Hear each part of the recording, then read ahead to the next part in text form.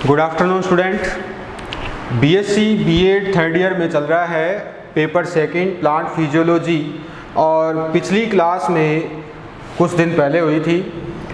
तो उस क्लास में मैंने आपको वाटर एब्जॉर्प्शन यानी जल अवशोषण के बारे में बताया था, जल अवशोषण की विधियों के बारे में बताया था, उनकी क्रिया विधि बताई थी, सक्रिय और निष्क्रिय जल अवशोषण के बारे में बताया था, उनमें अंतर बताए थे। ठीक है, तो एक तरह से हम ये कह सकते हैं कि जल अवशोषण हमने कर लिया था।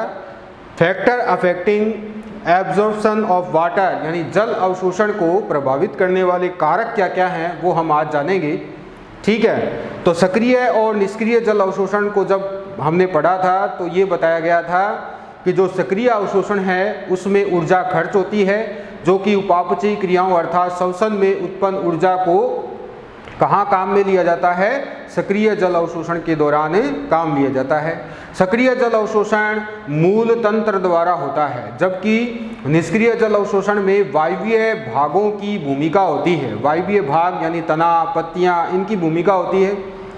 जो आगे मैंने ये भी बताया कि जो सक्रिय जल अवशोषण है वहाँ पर केवल 4% जल की आपूर्ति पौधे को की जाती है सक्रिय अवशोषण से, जबकि निष्क्रिय अवशोषण से जल की संपूर्ण प्राप्ति हो जाती है पौधे को। ठीक है, इसके अलावा जो निष्क्रिय और सक्रिय अवशोषण में कुछ और भी अंतर थे कि वाष्पोत्सर्जन दर पर निष्क्रिय अवशोषण निर्भर करता है, जबकि वाष्पोत्सर्जन का सक्रिय जल अवशोषण पर कोई भी प्रभाव नहीं पड़ता है। इसके अलावा जल अवशोषण के लिए जो निष्क्रिय जल अवशोषण है उसके लिए कुछ भौतिक बलों की आवश्यकता होती है, जैसे आसंजन बल, जैसे ससंजन बल, जो कि पौधे के वायवीय भाग में उत्पन्न होता है, जबकि सक्रिय अवशोषण के लिए जो बल उत्पन्न होता है वो कहाँ पर विकसित होता है, जड़ में विकसित होता है, यानी कि मूल में विकसित होता है। ठीक है, इसके अलावा जो जाइलम रस है वहाँ पर धनात्मक दाब होता है, कब, जब सक्रिय अवशोषण होता है, जबकि निष्क्रिय अवशोषण के दौरान जाइलम रस में ऋणात्मक दाब मिलता है। तो ये कुछ अंतर बताए थे। अब आगे जो है, जो फैक्टर अफेक्टिंग जो कारक जो हैं जल अवशोषण को प्रभावित करने वाले, उनके बारे में कुछ जानेंगे हम। तो सबसे पहले हम जानेंगे प्लांट फैक्टर के बारे में। जो पादप कारक हैं, पादप कारक वो कौन कौन से हैं।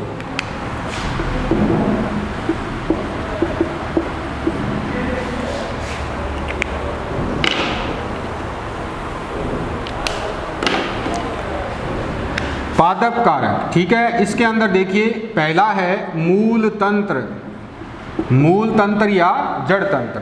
तो जड़ तंत्र में जड़ द्वारा हम सब जानते हैं कि जल का अवशोषण किया जाता है, और जल का अवशोषण तभी सुचारू रूप से हो सकता है जब मूल तंत्र सुविकसित होता हो। ठीक है, सुविकसित का मतलब जैसे जो भी जल अवशोषित करता है पादप, तो हम सब जानते हैं कि उसकी वृद्धि भी होती है। तो जल की मात्रा जड़ तंत्र के विस्तार पर निर्भर करती है। जड़ की शाखाओं की संख्या, उनकी लंबाई, ये भी बहुत मायने रखती है। अगर उनकी संख्या कम है, उनकी लंबाई कम है, तो जल अवशोषण कम मात्रा में होगा। ठीक है, और अगर उनकी लंबाई ज़्यादा है, संख्या में ज़्यादा है, जड़ों की संख्या ज़्यादा है, लंबाई ज़्यादा है, तो जल अवशोषण भी ज़्यादा होगा, क्योंकि वहाँ पर क्या होगा कि मूल रोम की संख्या बढ़ जाती है। हम सब जानते हैं कि मूल रोमों द्वारा ही जल का अवशोषण किया जाता है। तो जितनी ज़्यादा सतह होती है मूल रोम की, उतना ज़्यादा जल अवशोषण होता है। अगर मूल रोम की सतह कम होगी, मूल रोम की लंबाई अगर ज़्यादा होगी, उनकी अगर संख्या ज़्यादा होगी, तो सीधी सी बात है कि मूल रोमों की सतह भी ज़्यादा होती है। और ज़्यादा सतह का मतलब ये है कि जो सरफेस है वो ज़्यादा होगा, तो जल का अवशोषण भी ज़्यादा होता है। ठीक है, और अगर ये सब नहीं हो, यानी कम मूल रोमों की लंबाई कम हो, उनकी सतह का क्षेत्रफल कम हो, तो फिर जल अवशोषण पर प्रतिकूल प्रभाव पड़ता है, अर्थात जल अवशोषण कम होता है। ठीक है, अवशोषण दर अधिक क्यों हो जाती है, क्योंकि अगर मूल रोमों की लंबाई ज़्यादा होगी तो सतह का क्षेत्रफल अधिक होने की वजह से वो सीधे मृदा में उपस्थित केशिकीय जल के संपर्क में रहते हैं। और हम सब जानते हैं कि पौधे केशिकीय जल को ही अवशोषित करते हैं। तो ये तो था मूल तंत्र। इसके बाद आता है मूल वृद्धि और उपापचय। देखिए, मूल वृद्धि और उपापचय का मतलब ये है कि मूलों की वही वृद्धि वाली बात है। मूलों की जितनी ज़्यादा वृद्धि होती है तो मूल, पुरानी जो मूल है वो नष्ट होती रहती है और नई मूल बनती रहती है। तो पुरानी मूल नष्ट होगी, पुरानी जड़ें नष्ट होगी, तो उसके साथ जाहिर सी बात है कि जो उनके मूल रोम है वो भी धीरे धीरे नष्ट होते चले जाते हैं। या मूल रोम वृद्धि की बात करें तो मूल रोम जब अपनी लंबाई में बढ़ती है तब क्या होता है, पुराने मूल रोम धीरे धीरे झड़ते जाते हैं, खत्म होते चले जाते हैं और नए मूल रोमों का विकास लगातार होता रहता है। तो मूल रोम की वृद्धि कब होगी? जब मूल की वृद्धि होगी, और मूल की वृद्धि होने की वजह से मूल रोमों की बढ़ी हुई संख्या जल अवशोषण को कारगर बनाती है। मूल रोमों की संख्या ज़्यादा होगी तो सीधी सी बात है कि जल अवशोषण होता रहेगा। तो प्रभावी जल अवशोषण के लिए मूल की या जड़ की सतत यानी लगातार वृद्धि आवश्यक होती है। इसके बाद आता है सेवन तंत्र का प्रतिरोध। तीसरा जो है, दूसरा था वृद्धि और तीसरा है सेवन तंत्र का प्रतिरोध। प्रतिरोध से मतलब होता है कि कुछ जो जल अवशोषण की प्रक्रिया के दौरान जल मार्ग में अगर कोई प्रतिरोध आ जाता है तो वो प्रतिरोध जल अवशोषण को कम कर देता है, उसकी दर को कम कर देता है। जैसे कोशिका भित्ति की पारगम्यता उस प्रतिरोध की वजह से कम हो जाती है। इसी तरह से प्रोटोप्लाज्म की पारगम्यता उस प्रतिरोध की वजह से कम हो जाती है। एंडोडर्मिस की नेचर बदल जाती है। एंडोडर्मिस में हम सब जानते हैं पासेज सेल होती है, तो एंडोडर्मिस की नेचर भी चेंज हो जाती है। तो फलस्वरूप क्या होगा? जल अवशोषण की दर कम हो जाएगी। लेकिन सबसे ज़्यादा जो प्रभाव होता है वो जाइलम वाहिकाओं पर होता है प्रतिरोध का, क्योंकि जाइलम वाहिकाएं ही जल का संग्रह और उनका अवशोषण करती है। जाइलम वाहिकाओं की संख्या और लंबाई जो है वो भी मायने रखती है कि वहाँ पर जब परासरण दाब कम होता है तो मूल रोमों द्वारा बाहर से जल का अवशोषण कर कि कहाँ भेजा जाता है? जाइलम वाहिकाओं तक ही भेजा जाता है। तो अगर जाइलम वाहिकाओं में कोई प्रतिरोध मौजूद है तो वो जितना अधिक होगा जाइलम वाहिकाओं में प्रतिरोध, जल अवशोषण की दर उतनी ही कम होती है। क्यों? इसलिए कम होती है क्योंकि जाइलम वाहिकाओं में प्रतिरोध की वजह से क्या होगा? वहाँ पर परासरण दाब का मान बढ़ जाएगा। ठीक है, इसलिए। इसके बाद आता है जलवायवीय कारक। जलवायवीय कारक में पहला तो था प्लांट, दूसरा आता है जलवायवीय कारक। जलवायवीय कारकों में आता है सबसे पहले मृदा जल। हम सब जानते हैं कि मृदा में जितनी जल की मात्रा होती है, मैंने आपको बताया भी था, जो होलार्ड, क्रेसार्ड और इकार्ड के बारे में, संपूर्ण जल की मात्रा होलार्ड होती है। क्रेसार्ड वो मात्रा है जो पौधों द्वारा अवशोषित कर ली जाती है और मृदा में बची हुई जल की मात्रा को क्या कहते हैं? इकार्ड कहते हैं।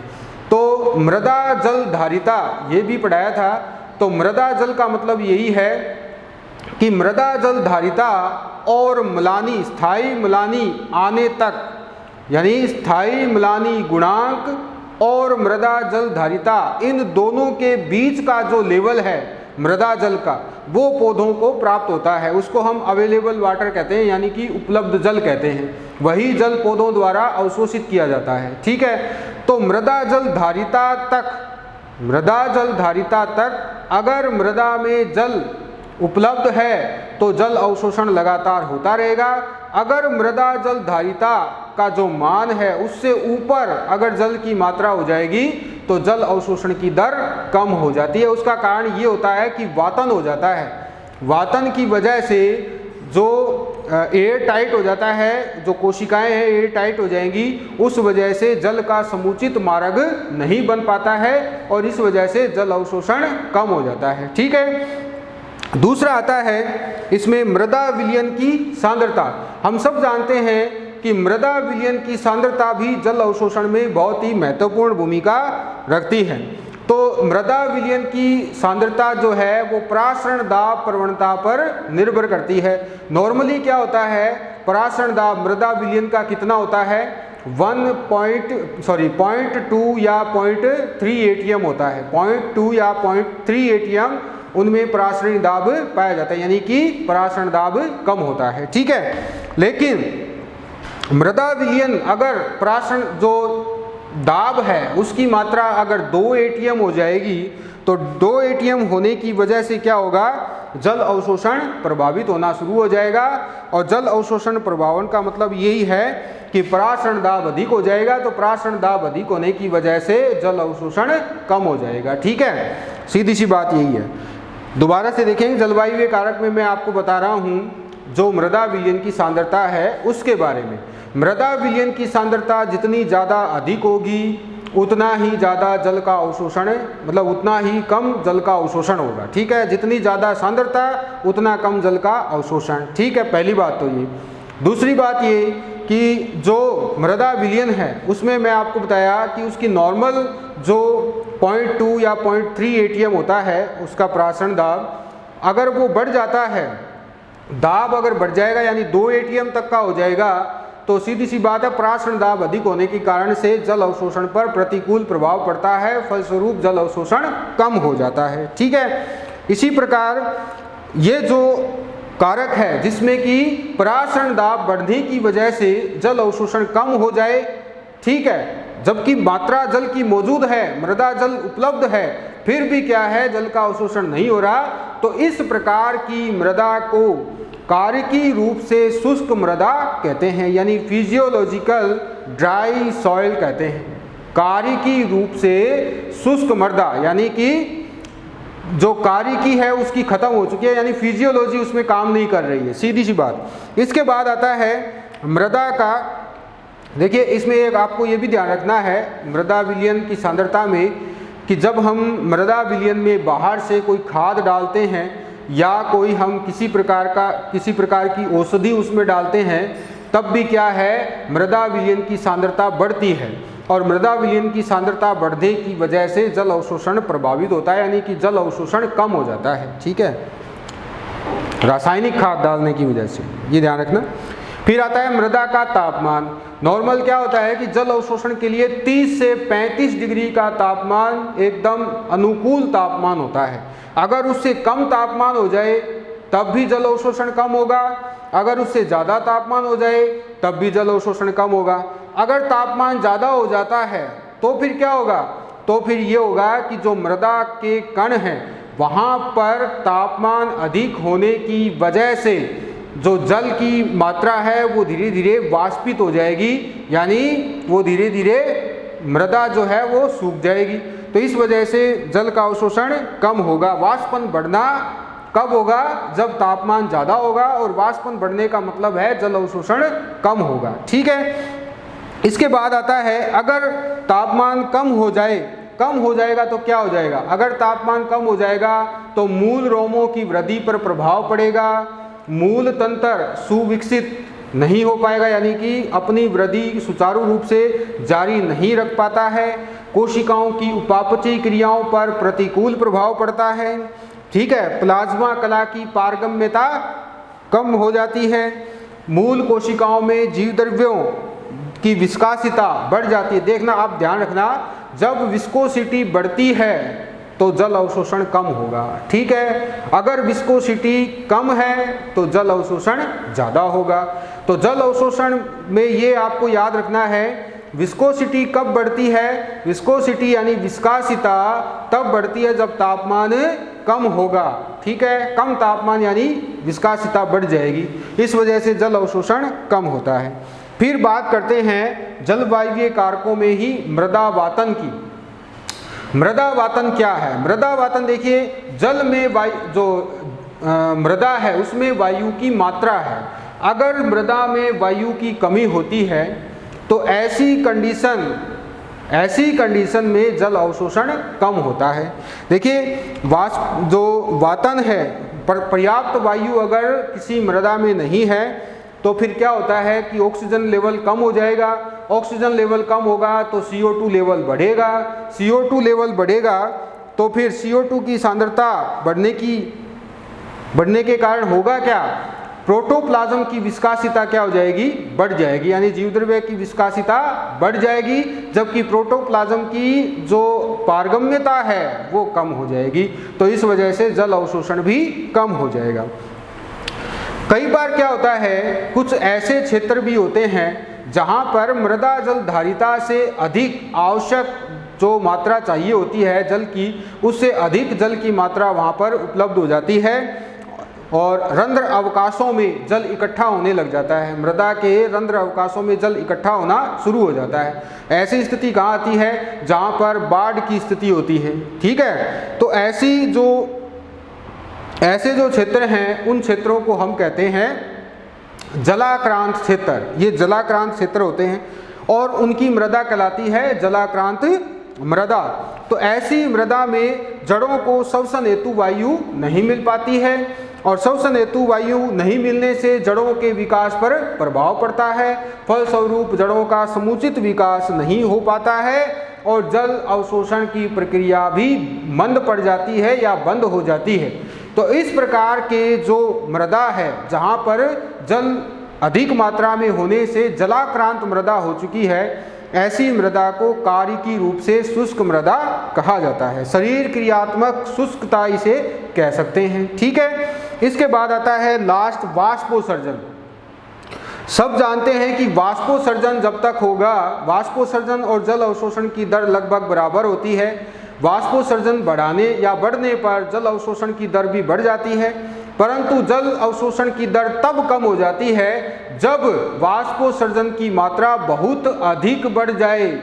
वाष्पोत्सर्जन बढ़ जाए कोई फर्क नहीं पड़ता, जल अवशोषण होता रहेगा, परंतु अगर बहुत ज़्यादा वाष्पोत्सर्जन होना शुरू हो जाएगा तो जल अवशोषण की क्रिया मंद पड़ जाती है। इसे हम कहते हैं अवशोषण मंदन, यानी एब्जॉर्प्शन लैग कहते हैं। और ये अवशोषण मंदन कब होता है, इसमें क्या होगा कि इस तरह से जब वाष्पोत्सर्जन बहुत अधिक तेज हो जाएगा तो मूल रोम सिकुड़ जाते हैं। ठीक है, मूल रोम सिकुड़ जाएंगे तो जल अवशोषण होगा ही नहीं, और साथ ही साथ मूल रोम की सतह और मृदा कणों के बीच, यानी मूल रोम और मृदा कणों की जो सतह है उनके बीच का जो अवकाश है वहाँ पर जो वाष्प अवकाश है वो विकसित हो जाएगा। वाष्प अवकाश यानी वहाँ पर वाष्प नहीं रहेगी, वो दोनों एक दूसरे के संपर्क में नहीं रहेंगे और इस वजह से जल का अवशोषण मंद पड़ जाता है, जल अवशोषण कम हो जाता है। वैसे जल अवशोषण की दर वाष्पोत्सर्जन पर निर्भर करती है। ठीक है, जल अवशोषण वाष्पोत्सर्जन अगर नॉर्मल है या बढ़ भी जाता है तो वो जल अवशोषण होता रहेगा, परंतु आवश्यकता से अधिक वाष्पोत्सर्जन यानी बहुत अधिक वाष्पोत्सर्जन होने पर जल अवशोषण कम हो जाएगा। ये तो थी जल अवशोषण को प्रभावित करने वाले कारक। कुछ ऐसी और भी विधियां हैं जिससे पादप जल अवशोषित करते हैं। जरूरी नहीं सभी पादपों में निष्क्रिय और सक्रिय अवशोषण से ही जल अवशोषण होता हो। कुछ ऐसे भी पादप हैं जिनमें इन दोनों विधियों के अलावा भी और भी विधियां होती हैं जिससे जल अवशोषण होता है। कुछ वृक्ष ऐसे होते हैं जिनकी जड़ों में मूल रोम के स्थान पर कवक तंतुओं का जाल होता है और उन कवक तंतुओं के जाल को हम क्या कहते हैं, कवक मूल कहते हैं। मूल रोम के स्थान पर क्या होता है, कवक मूल यानी माइकोराइजा होते हैं। तो ये कवक मूल या इनके जो तंतु हैं वो जल और खनिज लवणों का अवशोषण कहाँ से करेंगे, मृदा विलयन से करते हैं और उनको अवशोषित कर कहाँ भेज देंगे, पादप को भेज देंगे। और पादप से क्या लेंगे, पादप से लेते हैं वो भोजन, यानी पौधों से वो अपना भोजन ग्रहण करते हैं, बदले में वो क्या करते हैं, जल और खनिज लवणों का अवशोषण कर उसे पादप को उपलब्ध करवाते हैं जिससे पादप का समुचित विकास जारी रह सके। तो ऐसे कुछ पादप हैं जैसे कोनिफर प्लांट हैं। कोनिफर प्लांट इसके उदाहरण हैं, जैसे पाइनस है, पाइनस में कवक मूल पाई जाती है उसकी जड़ों में। इसके अलावा बेटुला है, फेगेसी कुल के कुछ पादप हैं। तो ये ऐसे पादप हैं जिनमें कवक मूल द्वारा जल का अवशोषण किया जाता है। कुछ जो एपीफाइट्स हैं जिन्हें हम अधिपादपी कहते हैं, जैसे आर्किड का पौधा होता है, आर्किड है या आर्किडेसी कुल के अन्य पादप, तो अधिपादपी जो पादप हैं उनमें वायवीय जड़ें जल का अवशोषण करती हैं। वायवीय जड़ों में क्या होता है कि इस तरह से जब हम जड़ का टीएस काटेंगे तो यहाँ पर ये कोर्टेक्स आ जाता है, तो कोर्टेक्स से ऊपर यानी ये वाला जो क्षेत्र है ये वेलामेन उत्तक का होता है, इसे कहते हैं वेलामेन उत्तक। और ये वेलामेन उत्तक जो है उसमें कोशिकाएं दूर दूर अंतर अवकाश युक्त और साथ ही साथ जल के लिए पारगम्य भित्ति वाली इनके अंदर कोशिकाएं पाई जाती हैं। तो रंगहीन पारदर्शी होने के साथ साथ ये छिद्रित भी होती हैं और ये क्या करती हैं, वेलामेन उत्तक वायु से नमी को, जल को, वाष्प को या फिर वर्षा के जल को अवशोषित कर लेता है और इस वजह से जल की आपूर्ति पौधे को हो जाती है। तो इस तरह से ये अवशोषित जल फिर आगे कहाँ ट्रांसफर हो जाएगा, कोर्टेक्स में ट्रांसफर हो जाएगा और कोर्टेक्स से आगे ये फिर जाइलम वाहिकाओं तक पहुँच जाता है। ठीक है, इसके बाद आता है कुछ पादपों में जैसे टमाटर है, ठीक है, तो टमाटर में रंध्रों द्वारा जल का अवशोषण किया जाता है। कुछ ऐसे पादप भी हैं जहाँ पर तने पर क्यूटिकल पाई जाती है और वो क्यूटिकल जो है वो जगह जगह से टूटी हुई होती है, उन क्यूटिकल में उपस्थित रंध्रों से होते हुए जल का अवशोषण होता है। कुछ पादप ऐसे हैं अधिपादपी जिनमें आर्द्रताग्राही रोम पाए जाते हैं उनकी वायवीय भागों पर, और वहाँ से भी जो नमी है वातावरण में उस नमी को एब्जॉर्ब किया जाता है। तो ये है जल अवशोषण। आगे हम जानेंगे रसारोहण के बारे में। रसारोहण यानी एसेंट ऑफ सैप। नेक्स्ट जो टॉपिक आएगा हमारा वो यही है।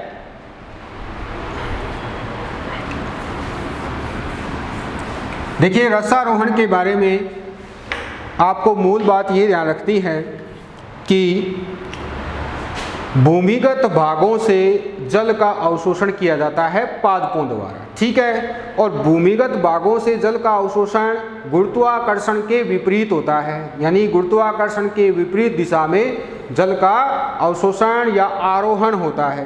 तो पादप के जो निचले तंत्र हैं, जड़ जो है, जड़ से ऊपर शाखा या पत्तियों तक जल का पहुंचना क्या कहलाता है, रसारोहण कहलाता है। और रसारोहण की क्रिया कुछ कारकों पर निर्भर भी करती है। और वायवीय भाग मुख्य रूप से पत्तियां जो है, जब अधिक मात्रा में जल का अवशोषण जब होता है तो वाष्पोत्सर्जन द्वारा अधिक मात्रा में पत्तियां क्या करती है, जल का त्याग करती है। तो वाष्पोत्सर्जन द्वारा जल का त्याग होने की वजह से लगातार जल एक निरंतर स्तंभ के रूप में ऊपर चढ़ता रहता है। तो जो अवशोषित जल है वो धीरे धीरे पादप जड़ों से लेकर ऊपर शीर्ष तक पहुंचता रहता है। कुछ ऐसे पादप हैं जैसे यूकेलिप्टस होता है, सफ़ेदा, सबने देखा है सफ़ेदा। इसके अलावा सिकोया जाइजेंटिया यानी जो विश्व का सबसे लंबा पादप है, ऐसे पादप भी हैं जिसमें रसारोहण 120 से लेकर 130 मीटर की ऊंचाई तक भी होता है, क्योंकि ये लंबे पादप हैं और इनमें रसारोहण होता रहता है। तो रसारोहण का पथ क्या है, रसारोहण होता किस वजह से है, रसारोहण में सबसे प्रमुख भूमिका होती किसकी है, ये हम जानेंगे, ठीक है। तो रसारोहण का पथ जो है वो जाइलम तत्व को माना जाता है, विशेष रूप से उसकी वाहिकाओं और वाहिनिकाओं को माना जाता है। जाइलम में उपस्थित वाहिकाओं और वाहिनिकाओं द्वारा जल ऊपर की ओर चढ़ता है, ठीक है। फ्लोएम का इसमें कोई योगदान नहीं होता या अन्य कोई जीवित ऊतक का इसमें कोई योगदान नहीं होता। और इसके लिए कुछ वैज्ञानिकों ने प्रयोग भी किए हैं, उनमें से एक आध प्रयोग मैं आपको बता देता हूं, जिससे ये स्पष्ट हो जाता है कि जल का आरोहण या रसारोहण किसके द्वारा होता है, जाइलम द्वारा होता है, ना कि फ्लोएम द्वारा या किसी और ऊतक के, ठीक है, केवल जाइलम द्वारा होता है।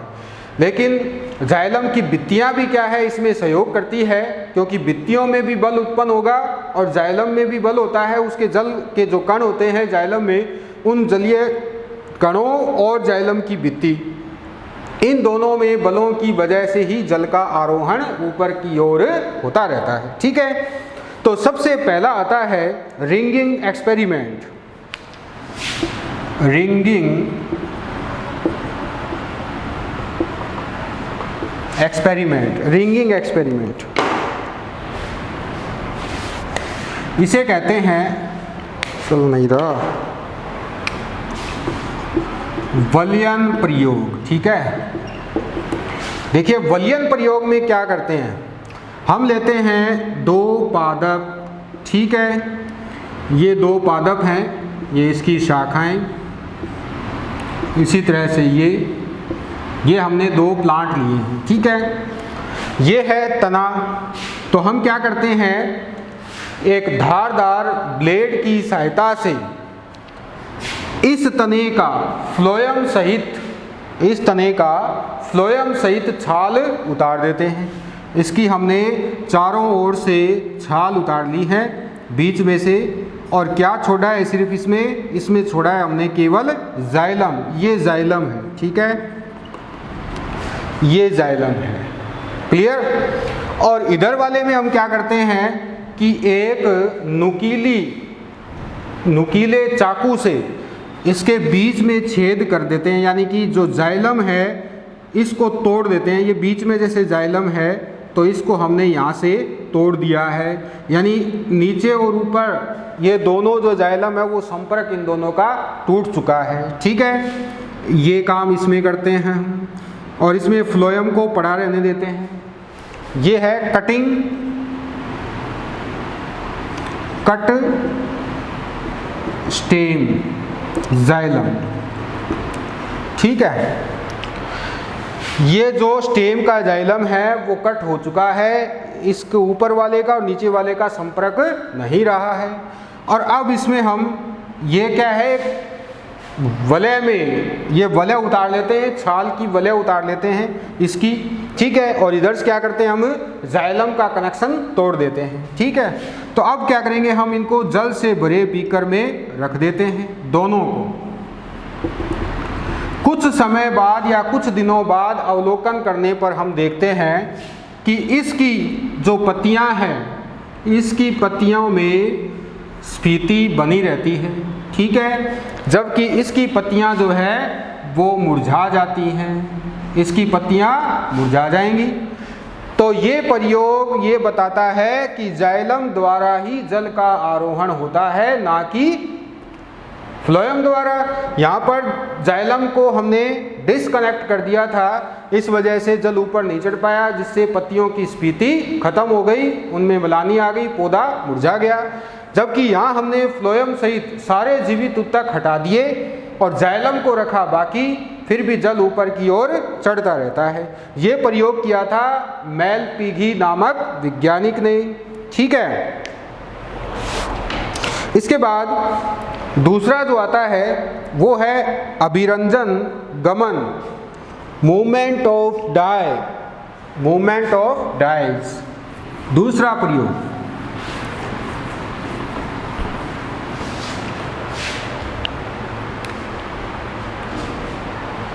दूसरा है मूवमेंट ऑफ डाइज। इसमें क्या करते हैं, इसमें हम ये करते हैं कि हम लेते हैं एक ईओसिन लेकर के और उससे हम बीकर भर देते हैं। ठीक है, और फिर उसमें एक छोटी शाखा वाला पौधा इस तरह से रख देते हैं। कुछ समय बाद जब हम अवलोकन करते हैं तो फिर हम देखते हैं कि पत्तियों में जो उनकी शिराएं हैं वो लाल रंग की हो जाती हैं, लाल रंग की शिराएं हो जाएंगी। यहाँ हमने क्या डाला है, ईओसिन, वाटर विद ईओसिन, यानी वाटर में ईओसिन डाल दिया है तो जल अवशोषण होता है। तो जल अवशोषण के बाद जल कहाँ पहुँचता है, पत्तियों तक पहुँचता है। जब पत्तियों का अवलोकन किया गया तो उसकी शिराएं जो है वो कैसी थी, लाल थी। जब हम इसकी टीएस काट के देखते हैं, तने की भी और पत्ती की भी, जब माइक्रोस्कोपिक इसकी स्टडी की जाती है तो माइक्रोस्कोप अध्ययन के दौरान जब हम इसकी ट्रांसवर्स सेक्शन यानी अंदर की कोशिकाओं को देखते हैं तो जाइलम जो है, जाइलम की कोशिकाएं केवल वही लाल होती हैं, बाकी कोशिकाएं लाल नहीं होती हैं। ये प्रयोग भी ये दर्शाता है कि जाइलम द्वारा ही जल का आरोहण होता है। ठीक है, तो आज के लिए स्टूडेंट बस इतना ही। रसारोहण में आगे के कुछ सिद्धांत जो हैं वो हम आगे पढ़ेंगे। बहुत सारे इसमें सिद्धांत दिए गए हैं, भौतिक सिद्धांत, रासायनिक सिद्धांत, जैविक बल सिद्धांत, सारे सिद्धांत